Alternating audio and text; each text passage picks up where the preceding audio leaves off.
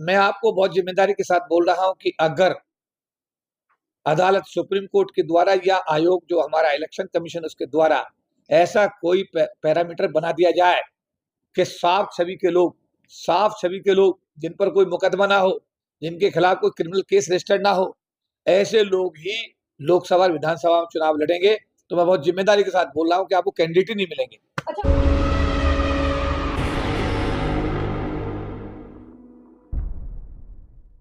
आज कैसा कार्यक्रम रहा सर? आज हमारे राष्ट्रीय अनुसूचित जाति आयोग के जो अध्यक्ष हैं और मेंबर हैं मिस्टर रामचंद्र, हैदराबाद से आते हैं। वो अभी उनका भारत सरकार के द्वारा जो अनुमोदन हुआ, उसके बाद भारत की राष्ट्रपति ने उनको आयोग में अध्यक्ष के पद की जिम्मेदारी दी है और एक मेंबर बनाया है। तो दोनों साथी आज हमारे आयोग के चेयरमैन और मेंबर यहाँ पर आज आए थे। उनका अभिनंदन कार्यक्रम रखा था और सभी विभागों के लोग यहाँ पर उपस्थित थे। आप सबने भी देखा कि सरकार के विभागों में कार्यरत सभी संगठनों के पदाधिकारी यहाँ मौजूद थे और सभी ने उनका मतलब कहेंगे कि जोरदार स्वागत किया।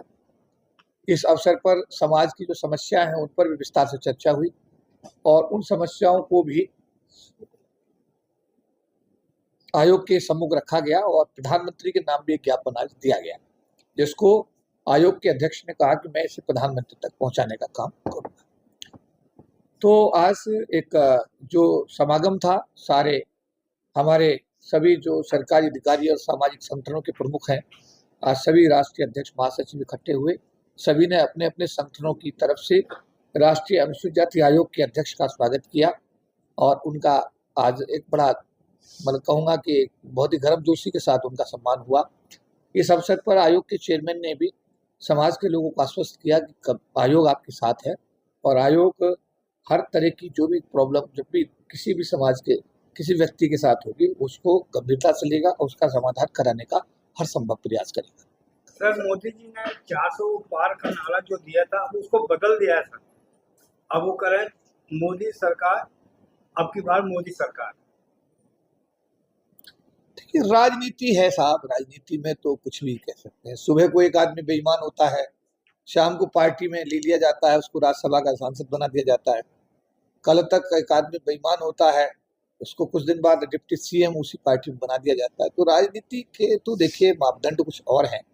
यहाँ कहता क्या है आदमी, करता क्या है, होता क्या है, बताता क्या है, उनमें कोई तालमेल नहीं होता और राजनीति की में ये सब बातें बड़ी सामान्य है।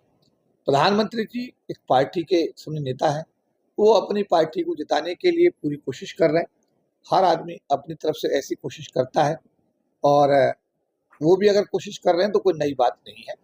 और हम तो इस मौके पर जो भी लोग चुनाव लड़ रहे हैं उनको अपनी शुभकामनाएं ही दे सकते हैं कि वे सभी को शुभकामनाएं हैं, लेकिन इतना जरूर चाहेंगे कि आने वाले दिनों में एक ऐसी सरकार बने जो देश के हर व्यक्ति को अपने विश्वास में लेकर के देश को आगे बढ़ाने के लिए काम करे।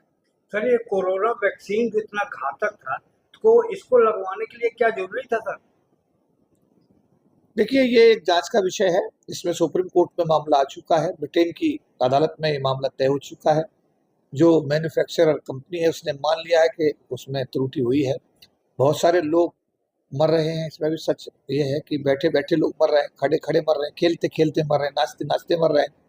बहुत सारी शरीर में मतलब ये है कि दिक्कतें पैदा हो रही हैं। तो ये जांच का विषय है कि ऐसा क्यों हुआ और ये कैसे हुआ और इसमें क्या है। तो ऐसा हर समय जो होता है वो हर मतलब मर्ज का इलाज कर देता है। तो इस विषय में भी समय के मैं कहूँगा कि समय रहते सब चीज़ें तय होंगी और जो भी चीज़ हुई है कि वैक्सीन के माध्यम से सही हुआ या गलत हुआ, लोग मर रहे हैं, जिंदे हैं, जो भी है, आने वाले दिनों में ये सब चीज़ें देश के सामने होगी। सर, मेरा एक सवाल है आपसे कि अभी जो तेजस्वी यादव जी हैं उन्होंने एक वीडियो बड़ी तेजी से वायरल की अपने ट्विटर के माध्यम से, जो ट्विटर के माध्यम से बहुत तेजी से वायरल हुई है, जिसमें मोदी जी के बारे में उन्होंने बताया कि 5 किलो राशन, और जैसे उन्होंने कहा है उस वीडियो में मोदी जी ने खुद कि 30 दिन का मुझे टाइम दीजिए या मुझे चौराहे पर गोली से मार दीजिए। तो इसके बारे में आपका क्या कहना है?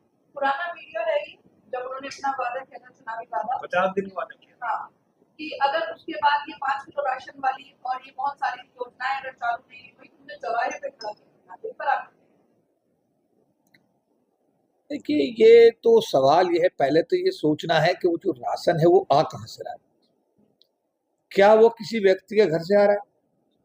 जो ये आदमी दावा करता है कि मैं दे रहा हूं, मुझे तो उस पर ही सवालिया निशान में खड़ा कर रहा है। अच्छा, दूसरा सवाल मेरा ये है यहाँ पे कि मोदी जी इस टाइम पे ज्यादातर जो है एक वर्ग को टारगेट कर रहे हैं। अभी कुछ दिन पहले आपने सुना होगा कि उन्होंने स्टेटमेंट दिया था कि मुस्लिम जो है वो घुसपैठी है, और उस पर दूसरा स्टेटमेंट कहा था बच्चे पैदा करने वाली मशीन भी कहा था, और कल आज ही उनका एक और स्टेटमेंट आया है, कह रहे हैं मुसलमानों को धर्म के नाम पर आरक्षण नहीं लेने देंगे। इस पर आप क्या कहते हैं? देखिए, संविधान में जो प्रावधान है वो धर्म के आरक्षण पे है ही नहीं, व्यवस्था ही नहीं है, तो इसमें देने ना देने का कोई प्रश्न पैदा ही नहीं होता। लेकिन मोदी जी ने तो एक आयोग बनाया है, धर्म के आधार पर आरक्षण होना चाहिए नहीं होना चाहिए। मोदी जी को ये याद तो रखना चाहिए, भूल गए। उन्होंने खुद एक कमीशन बनाया है, उस कमीशन के चेयरमैन जस्टिस के जी बालाकृष्ण है, और उसको काम भी यही दिया गया है कि क्या धर्म के आधार पर आरक्षण होना चाहिए या नहीं होना चाहिए। तो जब मोदी जी खुद इस पर जांच करवा रहे हैं, तो अभी तो जांच हुई नहीं है, अभी तो रिपोर्ट अभी जस्टिस के जी बालाकृष्ण की रिपोर्ट सरकार के सम्मुख अगर आई है तो पब्लिश नहीं हुई है या आई नहीं है। तो मेरा कहने का मतलब ये है कि धर्म के आधार पर आरक्षण का कोई प्रावधान संविधान में नहीं है आज की डेट में, और SC ST के लोगों को जो आरक्षण मिला है वो देश के अंदर जातिगत भेदभाव, सामाजिक जो गैर बराबरी है, अत्याचार, अन्याय है, ये जो वर्ग है ये बहुत समय से प्रताड़ित वर्ग है, इस आधार पर उसका आरक्षण की व्यवस्था की गई है। लेकिन अभी आरक्षण भी ऐसा लगता है कि ये ऐसे बढ़ रहा है कि इसमें मतलब इसका कोई मापदंड अब दिखाई नहीं दे रहा है। और मैं तो ये कहूंगा इस आरक्षण का मतलब क्या, जब तक निजी क्षेत्र में आरक्षण नहीं होता तब तक इस आरक्षण का कोई मतलब बचा भी नहीं। लेकिन यहाँ पे सवाल मेरा ये है कि वो बराबर मुस्लिमों को टारगेट करके अपनी बात कह रहे हैं, तो क्या लग रहा है ये धर्म की राजनीति मोदी जी कर रहे हैं? राजनीति में मैं फिर कहना चाहता हूँ, राजनीति में हर चीज जायज है। मैंने कहा, बेईमान आदमी सुबह बेईमान होता है, शाम को पार्टी का राज्यसभा सांसद बन जाता है। 1200 करोड़ के घोटाले का, आदर्श सोसाइटी घोटाले का जो दोषी है, अब इसमें आप सिद्धांत कहाँ ढूंढ रहे हैं आप लोग? भाई आप ये आज वो कुछ कह रहे हैं, कल वो कुछ कह रहे हैं, परसों कुछ कह रहे हैं, तो राजनीति का तो ये एक सामान्य आचरण है, समझे ना बात आप? कल जो लोग दुश्मन होते हैं वो इकट्ठ, परसों देखिएगा खुद बिहार के मुख्यमंत्री नीतीश कुमार वो सबके पास जा करके ये इंडिया गठबंधन बनवा रहे हैं। उन्होंने इंडिया गठबंधन बनवाया और वो इंडिया गठबंधन छोड़ खुद ही भाग गए। तो इसमें आप राजनीति में देखिए, संभव का नाम राजनीति है, इस राजनीति में सब कुछ संभव है। इसलिए राजनेता क्या कहते हैं, राजनेताओं का क्या, ये विषय ऐसा विषय है कि इस पर आप लोगों को कभी आश्चर्य नहीं होना चाहिए। दोस्त को दुश्मन बनते देखोगे, दुश्मन को दोस्त बनते देखोगे, पति को पत्नी के सामने खड़े देखोगे, इसका उल्टा भी देखोगे। जिस लोगों के हम कहते हैं कि ये लोग देश के दुश्मन हैं, उनको हम साथ लेते हुए भी देखते हैं। क्या मुसलमान बीजेपी में नहीं है? शाहनवाज हुसैन मुसलमान नहीं है क्या? अरे मुसलमान तो बीजेपी में भी है, क्यों नहीं है मुसलमान? पूना वाला जो है प्रवक्ता बनता है, मुसलमान नहीं है क्या? अब उन मुसलमानों से पूछो ये सवाल, मुझसे मत पूछिए। उन मुसलमान जो बीजेपी की वकालत कर रहे हैं, पूना वाला जैसे जो लोग, उनसे पूछिए ये मुसलमानों के बारे में आज का प्रधानमंत्री ऐसे बोल रहा है। अच्छा, यहाँ पे एक सवाल और उठता है कि उन्होंने कहा कि मुसलमान अगर सत्ता में आ गए तो मंगलसूत्र छीन लिए जाएंगे, इसको आप कैसे देखते हैं? मैं इसको भी एक राजनीतिक भाषा के रूप में ही देखता हूँ। मेरे को ये चीजें आश्चर्यचकित इसलिए नहीं करती हैं क्योंकि मैं खुद भी इस समय राजनीति में हूँ। मेरी पार्टी का राष्ट्रीय अध्यक्ष जयंत चौधरी साहब ने कहा विधानसभा के चुनाव में, जब अमित शाह जी ने कहा कि उन्होंने गलत पार्टी चुन ली है, उन्हें हमारे साथ आना चाहिए, हमारे राष्ट्रीय अध्यक्ष का बयान पूरे देश में आया कि मैं चवन्नी नहीं हूं जो पलट जाऊं। लेकिन अब लोकसभा के चुनाव में हमारी पूरी की पार्टी एनडीए के साथ चली गई है। तो राजनीति में ये सब चीजें संभव है, मैं ये कहना चाहता हूँ, इन्हें सामान्य तौर पर लेना चाहिए। सर, ये 2 फेज के चुनाव हो गया है, आगे जो चुनाव जनता जाएगी तो क्या सोच वोट दे सर? अपना भला सोचे आम आदमी कि मेरा भला कहाँ है, मेरा परिवार कैसे सुरक्षित रहेगा, मैं कैसे रोटी खाऊंगा, मैं कैसे सम्मान जीऊंगा। ये हर इंडिविजुअल की जिम्मेदारी है। वोट डालने से पहले वो सोचे कि वोट कहाँ डालना है, उसकी जिम्मेदारी बनती है। वो चाहे कैसा देश चाहता है, भाईचारे वाला देश चाहता है, मेल मिलाप वाला देश चाहता है, एक दूसरे के साथ में मिलजुल के सब लोग प्रेम प्यार से ऐसा देश चाहता है, वो हिंदू मुस्लिम का झगड़ा चाहता है। आप मेरी बात समझी बात। तो ये तो उस इंडिविजुअल को तय करना पड़ेगा कि वो कौन सा देश चाहता है। अच्छा, बात चल रही है SC/ST की, तो यहाँ पे एक सवाल मैं ये भी कहूँगी आपसे कि जब इंडिया गठबंधन हुआ तो उसमें ना तो मायावती जी को लिया गया और चंद्रशेखर आजाद ने भी एक सीट मांगी थी नगीना की, वो उनको भी नहीं दिया गया, उनको भी निकाल दिया। तो क्या लग रहा है कि दलित वोट जो है आजाद समाज पार्टी और BSP और इंडिया गठबंधन में बढ़ जाएगी? देखिए, कहावत है beggars can never be choosers. भिखारी कभी चूजर नहीं हो सकता, क्योंकि देने वाले की मर्जी पर निर्भर करता है। अभी कहा कि चंद्रशेखर आजाद को नहीं दिया गया, अभी आपने कहा अगर चंद्रशेखर आजाद को टिकट नहीं मिला, अभी आपने बोला, या दलित वोट बट जाएगा, तो दलित वोट तो इस बार तो बट ही गया। कुछ इंडिया गठबंधन को चला गया, कुछ बहन मायावती जी के पास रह गया। पिछली बार भी बटा था, लेकिन इस बार बटने का परसेंटेज कुछ ज्यादा हो गया। आजाद समाज पार्टी भी चंद्रशेखर ने अपनी बनाई थी। देखिए, आजाद समाज पार्टी भी है, रिपब्लिक पार्टी ऑफ इंडिया भी बाबा साहब की बनी हुई है। इसके अलावा गली गली में पार्टी है, पार्टियों की कोई कमी नहीं है। लेकिन देखना है कि उनकी फॉलोइंग कितनी है, उनको लोग कितना सपोर्ट दे रहे हैं, कितना समर्थन दे रहे हैं, एक सवाल है। सर, आकाश अनंत को अभी FIR दर्ज हो गई है, इस पर क्या कहेंगे सर? राजनीति का तो ये एक मैं बता, राजनीति में FIR होना, अरेस्ट होना, जेल जाना। मायावती जी कितनी बार जेल गई हैं, आप बताइए? खूब जेल गई है ना मायावती जी भी। तो ये तो अभी आकाश आनंद के खिलाफ FIR हुई, अभी तो उन्हें जेल जाना बाकी है। नेता तभी बनेंगे ना भाई, नेता बने पार्टी के, आप बताइए, उनको एक पोर्टफोलियो दिया गया है तो FIR दर्ज होना सामान्य बात है। अभी मैंने पढ़ा था कि एक नेता है SC समाज का, उसका नाम मैं नहीं लूंगा, उसका जब पर्चा भरा गया MP का, तो पता लगा कि उसके खिलाफ भारत में सबसे ज्यादा मुकदमे दर्ज है, 38 मुकदमे दर्ज है SC समाज का व्यक्ति। तो SC समाज के व्यक्ति के साथ तो और ज्यादा होता है। तो इनकी गिरफ्तारी भी हो सकती है सर? यार, ये तो नेता बनने के लिए सामान्य बात है। और नेता तो जेल से आते और जाते रहते हैं, नेता का काम कभी जेल के अंदर कभी जेल के बाहर है। सर, SD देवगौड़ा जी के पोते को मिला टिकट, जबकि उनके ऊपर जो है 2900 सेक्स रैकेट वीडियो बनाने या मतलब के साथ में उत्पीड़न का मामला दर्ज है। बीजेपी की तरफ से टिकट मिला है। देखिए, मैं आपको बहुत जिम्मेदारी के साथ बोल रहा हूं कि अगर अदालत, सुप्रीम कोर्ट के द्वारा या आयोग जो हमारा इलेक्शन कमीशन उसके द्वारा ऐसा कोई पैरामीटर बना दिया जाए कि साफ छवि के लोग जिन पर कोई मुकदमा ना हो, जिनके खिलाफ कोई क्रिमिनल केस रजिस्टर्ड ना हो, ऐसे लोग ही लोकसभा विधानसभा में चुनाव लड़ेंगे, तो मैं बहुत जिम्मेदारी के साथ बोल रहा हूँ कि आपको कैंडिडेट ही नहीं मिलेंगे। अच्छा, आप यहाँ पे क्रिमिनल की बात कर रहे हैं, तो आपने सुना होगा पर्सनल के बारे में, जो बीजेपी के नेता हैं और अब देश छोड़ के जा चुके हैं। 3000 से ज्यादा लड़कियों के साथ लोन शोषण हुआ, लेकिन इस पे बीजेपी खामोश है। इस पर आप क्या कहेंगे? देखिए, अभी बनारस हिंदू यूनिवर्सिटी में एक लड़की के साथ जो हुआ, वो भी बड़ा दर्दनाक था। और उसके बाद उनको बचाने की कोशिश की गई, आपने देखा, उनको बचाने की कोशिश की गई दोषियों को।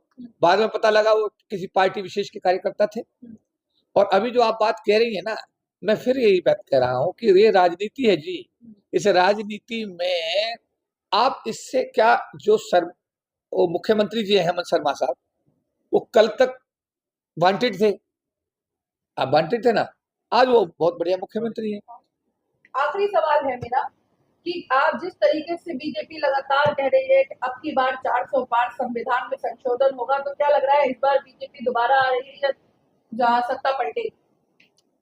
देखिए, ये तो बैलेट जो हमारी मशीनें हैं उनमें लोगों ने क्या अभी दिया है और आगे आने वाले दिनों में क्या लोगों का ओपिनियन बनेगा, जब रिजल्ट आएगा जून में, तो ये तो इसका तो नतीजा तभी निकलेगा। और रही बात ये कि एक तरफ 400 पार की बात हो रही है, दूसरी तरफ भी तो लोग कह रहे हैं सरकार हम बना रहे हैं, दूसरा पक्ष भी कह रहा है सरकार हम बना रहे हैं।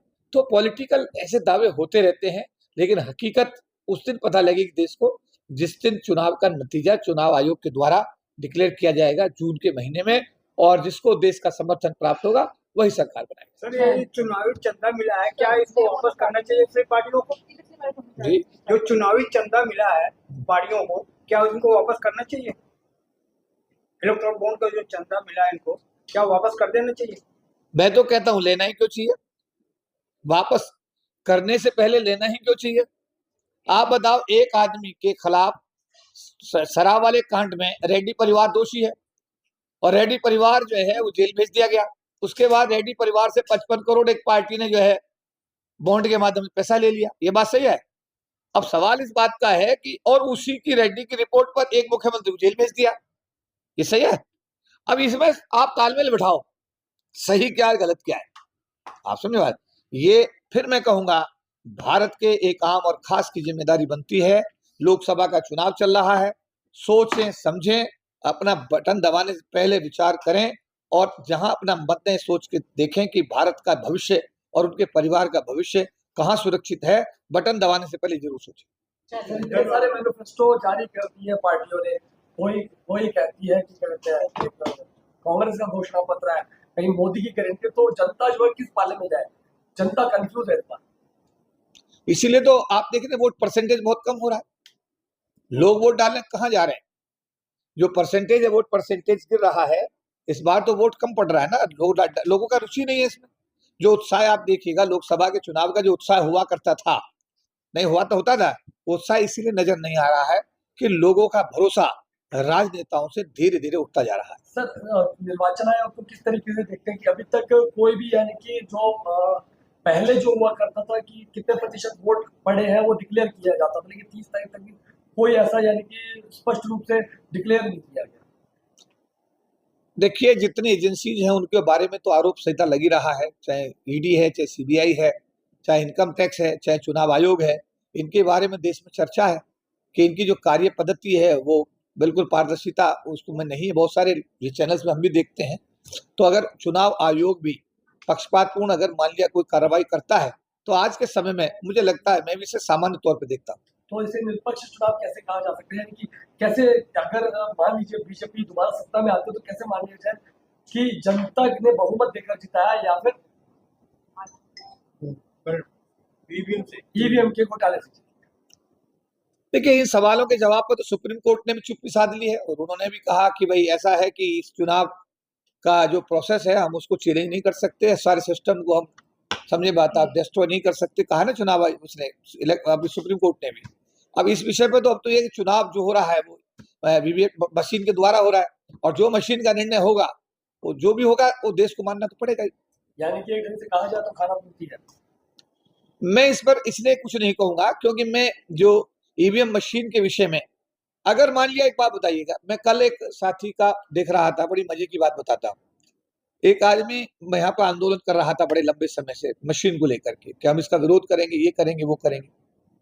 उसको बाद में लोकसभा का टिकट मिल गया। वो उसी भी अगर उसका टिकट वापस ना होता तो उसी मशीन से तो वो चुनाव लड़ता जिसका विरोध कर रहा था। तो उसकी नैतिकता देखो कितनी बढ़िया है कि वो यार रोज यहाँ पे रोज आना कि उसका प्रदर्शन होता था डेली, हम भी देखते थे। और उसके बाद में कि ईवीएम से चुनाव होने नहीं दूंगा, ये नहीं होने दूंगा, वो नहीं होने दूंगा, ये करेंगे, वो करेंगे, वो करेंगे। और फिर उसको लोकसभा का टिकट दे दिया किसी पार्टी ने, तो वो अपना चुनाव लड़ने के लिए पहुंच गया। किससे? बैलेट पेपर से नहीं, ईवीएम मशीन से। तो यहाँ राजनीति का यही, आप जो इसमें ज्यादा चिंतित ना हो। एक दिन समय आएगा, देश का आम आदमी जागेगा और आम आदमी इस सारी समस्या का समाधान करेगा।